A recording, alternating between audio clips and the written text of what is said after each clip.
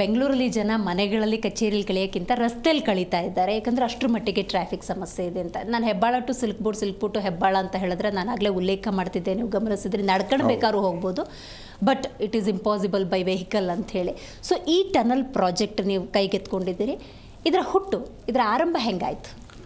ಮೊದಲನೇದಾಗಿ ತಮ್ಮ ವತಿಯಿಂದ, ತಮ್ಮ ZTV ವಾಹಿನಿಯಿಂದ ಜನರಿಗೆ ಒಂದು ಈ ಟನಲ್ ಬಗ್ಗೆ ತಿಳಿಸಿಕೊಡೋದಕ್ಕೆ ನನಗೆ ಅವಕಾಶ ಕೊಟ್ಟಿದ್ದಕ್ಕೆ ZTVಗೆ ಮೊದಲನೇದಾಗಿ ಕೃತಜ್ಞತೆ ಹೇಳ್ತಾ ಅಭಿನಂದನೆಯೂ ಮಾಡ್ತೀನಿ. ಈ ಒಂದು ಯೋಜನೆ ಸಡನ್ನಾಗಿ ಆಗಿಲ್ಲ. ಓಕೆ, ಏನಂತ ನಾವು ನೋಡಿದ್ದೀವಿ ಅಂದರೆ 1995ರಿಂದನೂ ನಾವು ಈ ಜನಸಂಖ್ಯೆನ ಬೆಂಗಳೂರು ಅಭಿವೃದ್ಧಿ ಆಗ್ತಾ ಇರೋದನ್ನು ನೋಡ್ತಾ ಇದ್ದೀವಿ. 1995ರಲ್ಲಿ ಜನಸಂಖ್ಯೆ ಕೇವಲ 47 ಲಕ್ಷ ಇತ್ತು. ಅದು ಕಾಲಕ್ರಮೇಣ 2005ರಲ್ಲಿ 56,000ಕ್ಕೆ ಹೋಯಿತು. ಮತ್ತು 2015ಕ್ಕೆ ಬಂದಾಗ 87,000 ಆಯಿತು. 2014ರಿಂದ 2025ಕ್ಕೆ ನಿಜವಾಗಲೂ ಒಂದು ಜನಸಂಖ್ಯೆ ಸ್ಫೋಟ ಅನ್ಬೋದು. 87ರಿಂದ 143 ಲಕ್ಷ, ಅಂದರೆ 1,43,00,000 ಜನ ಇವತ್ತು ವಾಸಿಸ್ತಾ ಇದ್ದಾರೆ. ಇದು ಅಲ್ಲದೆ ಮತ್ತು ಒಳ ಬರ್ತಾ ಇರುವಂತಹ ಪ್ರವಾಸಿಗರು ಮತ್ತು ಹೊರ ಹೋಗ್ತಾ ಇರೋವಂಥದ್ದು ಅವೆಲ್ಲನೂ ಕನ್ಸಿಡರ್ ಮಾಡ್ತಾ ಇದ್ದರೆ ಒಂದು ಬೆಂಗಳೂರಿನಲ್ಲಿ ಟ್ರಾಫಿಕ್ ಸಮಸ್ಯೆ ಬಗ್ಗೆ ಯಾರಾದರೂ ಒಂದು ಬೆಂಗಳೂರು ಬಗ್ಗೆ ಸಮಸ್ಯೆ ಹೇಳಿ ಅಂತಂದರೆ ಅವರು ಟ್ರಾಫಿಕ್ ಸಮಸ್ಯೆ ಬಗ್ಗೆನೇ ಮಾತಾಡ್ತಾರೆ ಹೆಚ್ಚು. ಮತ್ತು ಯಾಕೆ ಅಂತಂದರೆ ಇವತ್ತು more traffic less quality life ಅಂತ ಆಗಿಬಿಟ್ಟಿದೆ. ಆ ಒಂದು ಕ್ವಾಲಿಟಿ ಲೈಫ್ನ ನಾವು ವಾಪಸ್ ತರಬೇಕು ಅನ್ನೋ ನಿಟ್ಟಿನಲ್ಲಿ 2017ರಲ್ಲಿ ಒಂದು ಸ್ಟೀಲ್ ಬ್ರಿಡ್ಜ್ ಮಾಡಬೇಕು, ಅದೇ ಒಂದು ನಮ್ಮ ಹೆಬ್ಬಾಳದಿಂದ ಚಾಲುಕ್ಯ ಸರ್ಕಲಿಂದ ಅಂತ ಒಂದು ಪ್ರಯತ್ನ ನಡೆದಿತ್ತು. ಹಾಗೆಯೇ 2018ರಲ್ಲಿ ಒಂದು ಎಲಿವೇಟೆಡ್ ಕಾರಿಡಾರ್ಸು, ಒಂದು 100 ಕಿಲೋಮೀಟರ್ ಎಲಿವೇಟೆಡ್ ಕಾರಿಡಾರ್ಸ್ ಮಾಡಬೇಕು ಅನ್ನೋದು ಬಂತು, ಮುನ್ನೆಲೆಗೆ ಬಂತು. ಆದರೆ ಅದಕ್ಕೆ ಪ್ರಾಪರ್ ಡೇಟಾ ಮತ್ತು ಅದಕ್ಕೆ ಒಂದು ರೀತಿಯ ಒಂದು ಏನು ಅಧ್ಯಯನಗಳು ನಡಿಬೇಕು ಅದ್ರದ್ದೆಲ್ಲೋ ಕೊರತೆ ಇತ್ತೋ ಏನೋ ಗೊತ್ತಿಲ್ಲ, ಅಂತೂ ಅದು ಮುನ್ನೆಲೆಗೆ ಬರಲಿಲ್ಲ. ಆದರೆ 2023ರಲ್ಲಿ ಏನು ನಮ್ಮ ಇವತ್ತು ಬೆಂಗಳೂರು ಅಭಿವೃದ್ಧಿಗೆ ನಮ್ಮ ಸನ್ಮಾನ್ಯ DK ಶಿವಕುಮಾರ್ ಅವರು ಉಪಮುಖ್ಯಮಂತ್ರಿಗಳಾದ ಮೇಲೆ ಮತ್ತು ಬೆಂಗಳೂರು ನಗರದ ಉಸ್ತುವಾರಿ ತಗೊಂಡ ಮೇಲೆ ಅವರು ಈ ಸಮಸ್ಯೆಗೆ ಒಂದು ಶಾಶ್ವತವಾದ ಪರಿಹಾರ ಆಗಬೇಕು. ಮತ್ತು ಯಾವುದೋ ಚೋಟ ಮೋಟ ಇಲ್ಲಿ ಕ್ವಿಕ್ ಫಿಕ್ಸ್ ಮೆಥಡ್ ಅಲ್ಲ, ಒಂದು ಶಾಶ್ವತವಾದ ಪರಿಹಾರ, ಒಂದು ಲಾಂಗ್ ಟರ್ಮ್ ಮೆಗಾ ಪ್ರಾಜೆಕ್ಟ್ಸ್ ತೊಗೊಂಡು ಈ ಒಂದು ಮುಂದಿನ ದಿವಸಗಳಲ್ಲಿ ಯಾವ ರೀತಿ ಟ್ರಾಫಿಕ್ ದಟ್ಟಣೆ ಆಗುತ್ತೆ ಅಂತ ನಮ್ಮನ್ನು ಮತ್ತು ಈ ಬೆಂಗಳೂರು ನಗರ ಸಂಚಾರ ಪೊಲೀಸ್ ಅವ್ರನ್ನ ಜೊತೆ ಕೂಡಿಸಿ ಆ ಒಂದೇ ರೀತಿಯಲ್ಲಿ ಇಬ್ಬರೂ ಸೇರಿ, ಅಂದರೆ ನೀವು ಟ್ರಾಫಿಕ್ ಸಮಸ್ಯೆ ಹೇಳಿ ನೀವು ಅದಕ್ಕೆ ಪರಿಹಾರ ಹುಡುಕಿ ಅಂತ ಹೇಳಿ, ಇಂಜಿನಿಯರಿಂಗ್ ಸೊಲ್ಯೂಷನ್ಸ್ ಕೊಡಿ ಅಂತ ಹೇಳಿ ಆವಾಗ ಒಂದು ಶುರು ಮಾಡಿದ್ವಿ. 2023ರಲ್ಲಿ ನಾವು ಪ್ರಥಮವಾಗಿ ಒಂದು ಅಧ್ಯಯನ ರೂಪದಲ್ಲಿ ನಾವು ಪ್ರಾರಂಭ ಮಾಡಿದ್ವಿ. ಅದಕ್ಕೆ ಮೊದಲನೇದಾಗಿ ಈ ಒಂದು ಫೀಸಿಬಿಲಿಟಿ ಸ್ಟಡೀಸ್ ಮಾಡಬೇಕು. ಈ ಒಂದು ಸಾಧಾರಣವಾಗಿ ಏನು ವೆಹಿಕಲ್ಸು ಎಲ್ಲೆಲ್ಲಿ ಯಾವ ಪಾರ್ಟಿಂದ ಬರ್ತಾ ಇದೆ, ಯಾವ ರೀತಿಯ ಯಾವ ಜಂಕ್ಷನ್ಸ್ ಅಂತ. ಅವಾಗ ನಿಮಗೆ ಏನು 4 ಧಾಮ್ ಯಾತ್ರಾ ಅಂತ ಒಂದು ಆಡ್ಕೋತಾರೆ ಬೆಂಗಳೂರು ನಗರದನ. ಒಂದು ಗುರುಗಂಟೆಪಾಳ್ಯ ಜಂಕ್ಷನ್ನು, 2ನೇದು ಹೆಬ್ಬಾಳ, 3ನೇದು ಟಿನ್ ಫ್ಯಾಕ್ಟ್ರಿ KR ಪುರಮ್, 4ನೇದು ಸಿಲ್ಕ್ ಬೋರ್ಡು ಅಂತ. ಅದನ್ನ ಮಾಡಿಬಿಟ್ರೆ ಸಾಕು, ನಾವು 4 ಧಾಮ್ ಯಾತ್ರಾ ಮಾಡಿದ್ವಿ. ಅದೆಲ್ಲ ನಾವು ನೋಡ್ತಾ ಇದ್ದಂಗೆ ಬರೀ ಅದಕ್ಕೆ ಬರೀ ನಗೋದಂತಲ್ಲ, ಬಟ್ ಜನರಿಗೆ ನಿಜವಾಗ್ಲೂ ಪರಿಹಾರ ಹುಡುಕಬೇಕು ಅನ್ನೋ ಒಂದು ದೃಷ್ಟಿ ಇಟ್ಕೊಂಡು ನಾವು ಮೊದಲನೇದಾಗಿ ನಾವು ಈ DPR ಮಾಡ್ತೀವಿ, ಅದು ಇದು ಮಾಡಲಿಲ್ಲ.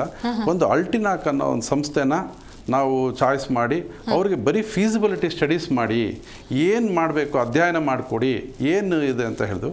ಆವಾಗ ಅವರು ಡೆಲ್ಲಿ ಕಂಪನಿಯವರು ಬಂದು ಬೆಂಗಳೂರು ನಗರದ ಪೂರ್ಣವಾದ ಒಂದು ರಸ್ತೆಗಳನ್ನೆಲ್ಲ ಸಂಚಾರ ಮಾಡಿ ಟ್ರಾಫಿಕ್ ಎಲ್ಲಿ ಜಾಸ್ತಿ ಇದೆ, ಎಲ್ಲಿ ಕಡಿಮೆ ಮಾಡ್ಬೋದು, ಯಾವ್ಯಾವ ಜಂಕ್ಷನ್ನ ಕಡಿಮೆ ಮಾಡಬೇಕು, ಏನು ಪರಿಹಾರ ರೂಪದಲ್ಲಿ ಏನು ನೀಡ್ಬೋದು ಅಂತ ಎಲ್ಲ ಅವರು ಒಂದು ಅಧ್ಯಯನ ಮಾಡಿದಾಗ ಈ ಹೈ ಡೆನ್ಸಿಟಿ ಕಾರಿಡಾರ್ಸು 190 ಕಿಲೋಮೀಟರ್ ಏನು ನಾವು ಬೆಂಗಳೂರು ನಗರದಲ್ಲಿ 2003-04ರಲ್ಲೇ ನಾವು ಏನು ಅದನ್ನು ಐಡೆಂಟಿಫೈ ಮಾಡಿದ್ವಿ, ಅದ್ರ ಮೇಲೆಲ್ಲ ಅಧ್ಯಯನ ಮಾಡಿದಾಗ ಅವರು ಮೊದಲನೇದಾಗಿ ಏನು ಹೇಳಿದ್ರು ಅಂದರೆ ರಾಷ್ಟ್ರೀಯ ಹೆದ್ದಾರಿ ಗಳು ಫಸ್ಟ್ ಇವಾಗ ನ್ಯಾಷನಲ್ ಹೈವೇ ನಂಬರ್ 7 ಅಂತಂದರೆ ಅದು ನಮ್ಮ ಹೊಸೂರಿಂದ ಬಳ್ಳಾರಿ ರೋಡ್ ಜಾಯ್ನ್ ಆಗೋದು.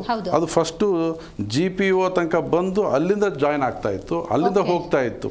ಇವತ್ತು ರಾಷ್ಟ್ರೀಯ ಹೆದ್ದಾರಿಗಳನ್ನ ನಾವು ಅದನ್ನ ಸಿಟಿ ಒಳಗೆ ಡಿನೋಟಿಫೈ ಮಾಡಿದ್ದೀವಿ. ಅದೇ ರೀತಿಯಲ್ಲಿ ನ್ಯಾಷನಲ್ ಹೈವೇ ನಂಬರ್ 4 ಅದು ಅಷ್ಟೇ GPO ಬಂದು ಹೊಸ ಓಲ್ಡ್ ಮಡ್ರಾಸ್ ರೋಡಿಂದ ಪ್ರಾರಂಭ ಆಗಿ ನಮ್ಮ GPO ಬಂದು ಮತ್ತೆ ಅದು ತುಮಕೂರು ರೋಡ್ ಕಡೆ ಹೋಗೋದು ಅಥವಾ ಮೈಸೂರು ರೋಡ್ ಕಡೆ ಹೋಗುವಂಥದ್ದು. ಸೊ ನೋಡಲ್ ಪಾಯಿಂಟ್ GPO ಆಗಿತ್ತು. ಆ ಒಂದು ನಿಟ್ಟಿನಲ್ಲಿ ಅವರು ಅದನ್ನು ಸ್ಟಡಿ ಮಾಡಿ ನೋಡಿ ಟ್ರಾಫಿಕ್ ಆಗ್ತಾ ಇರೋದು ಇವತ್ತು ನಾರ್ತ್ ಸೌತ್ ಮತ್ತು ಈಸ್ಟ್ ವೆಸ್ಟು ಕಂಜೆಷನ್ ಆಗೋಗ್ಬಿಟ್ಟಿದೆ. ಆ ಕಡೆ ಜನ ಈ ಕಡೆಗೆ ಹೋಗೋಕ್ಕೆ, ಈ ಕಡೆಯಿಂದ ಹೋಗೋಕ್ಕೆ ಒಂದು ಹೆದ್ದಾರಿ ಅಥವಾ ದೊಡ್ಡ ರಸ್ತೆನೇ ಇಲ್ಲ, ಜಂಕ್ಷನ್ಸು ಬರ್ತಾ ಇದೆ. ಆ ಒಂದು ನಿಟ್ಟಿನಲ್ಲಿ ಸ್ಟಡೀಸ್ ಮಾಡಿ ಮತ್ತು ಅಲ್ಲಿ ರಸ್ತೆ ಅಗಲೀಕರಣ ಮಾಡಬೇಕಾ, ಮತ್ತು ಎಲಿವೇಟೆಡ್ ಕಾರಿಡಾರ್ಸ್ ಮಾಡಬೇಕಾ, ಮೇಲ್ಸೇತುವೆಗಳು ಮಾಡಬೇಕಾ, ಅಥವಾ ಸುರಂಗ ಮಾರ್ಗ ಲಾಸ್ಟ್ ಆಲ್ಟರ್ನೇಟಿವ್ ಅಂದರೆ ಸುರಂಗ ಮಾರ್ಗ ಮಾಡಬೇಕಾ ಅಂತ ಎಲ್ಲ ಇದ್ರ ಮೇಲೆಲ್ಲ ಡಿಫ್ರೆಂಟ್ ಅಧ್ಯಯನ ಮಾಡಿದ್ಮೇಲೆ ಇವತ್ತು ಏನು ಈಸ್ಟ್ ವೆಸ್ಟು ನಾರ್ತ್ ಸೌತ್ ಇದೆ. ಫಸ್ಟು ನಾರ್ತ್ ಸೌತ್ ಅಂದರೆ ಏರ್ಪೋರ್ಟು ನಾರ್ತ್ ಕಡೆ ಇದೆ, ದೇವನಹಳ್ಳಿ ಕಡೆ ಹೋಗೋದು, ಅಲ್ಲಿ ತುಂಬ ಟ್ರಾಫಿಕ್ ಇದೆ. ಅದರಿಂದಾಗಿ ಈಗಾಗಲೇ ನ್ಯಾಷನಲ್ ಹೈವೇ ಅವರು ಹೆಬ್ಬಾಳದಿಂದ ಎಲಿವೇಟೆಡ್ ರೋಡ್ ಇದೆ. ಅದೇ ರೀತಿಯಲ್ಲಿ ಸೌತ್ ಕಡೆ ತೊಗೊಂಡ್ರೆ ಹೊಸೂರು ರೋಡಿಂದ ನ್ಯಾಷನಲ್ ಹೈವೇ ಎಲಿವೇಟೆಡ್ ರೋಡ್ ಮಾಡಿಬಿಟ್ಟಿದ್ದಾರೆ. ನಾವು ಸಿಟಿ ಮಧ್ಯದಲ್ಲೇ ಆ ಕಂಜೆಷನ್ ಪಾಯಿಂಟ್ ಇರೋದು. ಹಾಗಾಗಿ ನಾವು ಅದನ್ನು ಇದೇ ಹೊಸದಾಗಿ ಟನಲ್ ಮಾಡ್ತಾ ಇದ್ದೀವಿ ಅಥವಾ ಹೊಸದಾಗಿ ಒಂದು ಟ್ರಾಫಿಕ್ ಸೊಲ್ಯೂಷನ್ ಕೊಡ್ತಾ ಇದ್ದೀವಿ ಅಂತ ಏನಿಲ್ಲ.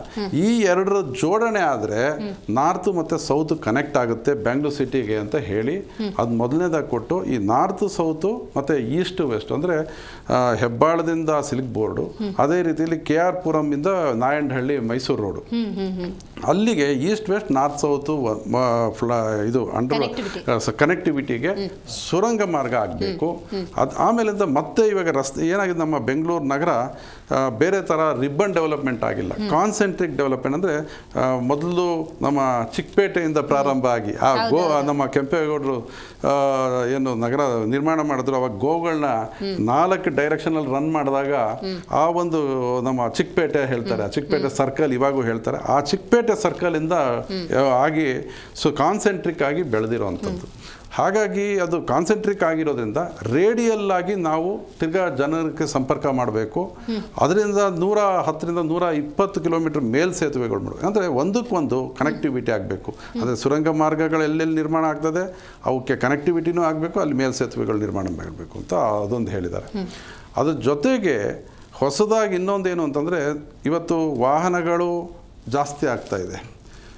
ಆದರೆ ರಸ್ತೆ ಎರಡೇ ಕಾಂಪೊನೆಂಟು, ರಸ್ತೆ ಮತ್ತು ರಸ್ತೆ ಉಪಯೋಗ ಮಾಡುವಂಥ ಬಳಕೆದಾರ ಎರಡೇ ಕಾಂಪೊನೆಂಟ್ ಇರೋದು. ಅದೇ ರಸ್ತೆ ಅಷ್ಟೇ ಇದೆ, ಮತ್ತು ರಸ್ತೆ ಬಳಕೆದಾರನ ಅಂಶ ಮಾತ್ರ ಎಕ್ಸ್ಪೋನೆನ್ಷಿಯಲ್ ಜಾಸ್ತಿ ಆಗಿದೆ. ಸೊ ಹಾಗಾಗಿ ರಸ್ತೆಗಳ ಒಂದು ಅಗಲನ ಅಂದರೆ ರೋಡ್ ನೆಟ್ವರ್ಕ್ನು ವಿಸ್ತೀರ್ಣನ ಜಾಸ್ತಿ ಮಾಡಬೇಕಾಗುತ್ತೆ ಅಂತ ಒಂದು ಅಧ್ಯಾಯದಲ್ಲಿ ಕೊಟ್ಟಿದ್ದಾರೆ. ಅದಕ್ಕೋಸ್ಕರ ಈ ರಾಜಕಾಲುವೆಗಳ ಪಕ್ಕದಲ್ಲಿ ಏನು ಇವತ್ತು ಬಫರ್ ಝೋನ್ ಅಂತ ನಾವು ಇಟ್ಟಿದ್ದೀವಿ, ಅಲ್ಲೂ ನಮ್ಮ ನೈಬರ್ಹುಡ್ ರೋಡ್ಸ್ ಅಂತ ಮಾಡಬೇಕು ಅನ್ನೋ ಒಂದು ಉದ್ದೇಶ.